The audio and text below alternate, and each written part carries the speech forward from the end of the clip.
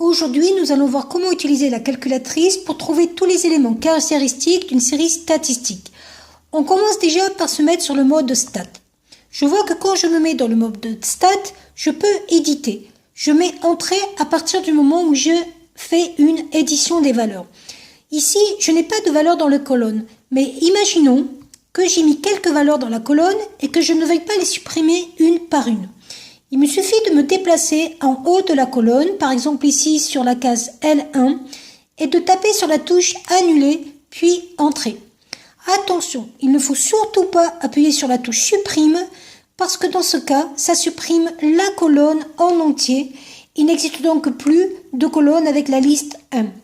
À partir du moment où j'ai maintenant ces colonnes vierges, je peux mettre mes valeurs. Imaginons que j'ai comme valeur et comme note par exemple un contrôle un 5. Après j'ai eu un 10, après j'ai eu un 20 et après j'ai eu un 8.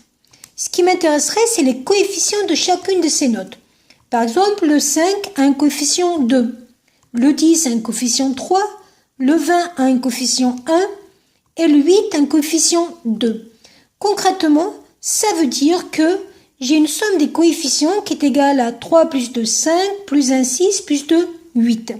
C'est comme si j'avais 8 notes, ce qui est l'effectif total. À partir de là, quand j'ai édité mes listes, je réappuie sur la touche Stat et je me mets cette fois-ci dans la fonction Calcul. Je suis sur Stat, une variable, je mets Entrée. Je vois qu'il apparaît la liste 1 pour la liste.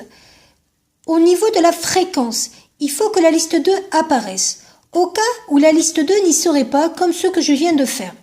Je vois qu'il y a une petite touche en bleu qui s'appelle liste 2. Or, si cette touche elle est en bleu, c'est que je vais appuyer sur la touche seconde en bleu, puis liste 2 ensuite. À partir de là, je peux faire entrée, entrée. Je constate que la calculatrice me met toutes les valeurs importantes pour justement cette série statistique. La première valeur qui est intéressante, c'est ce que j'appelle la moyenne X bar.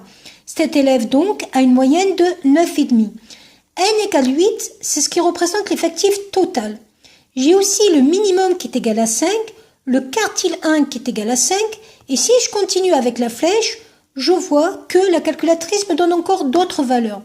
Le Q1 qui est égal à 5, la médiane qui est égale à 9, le Q3 qui est égal à 10 et le max qui est égal à 20.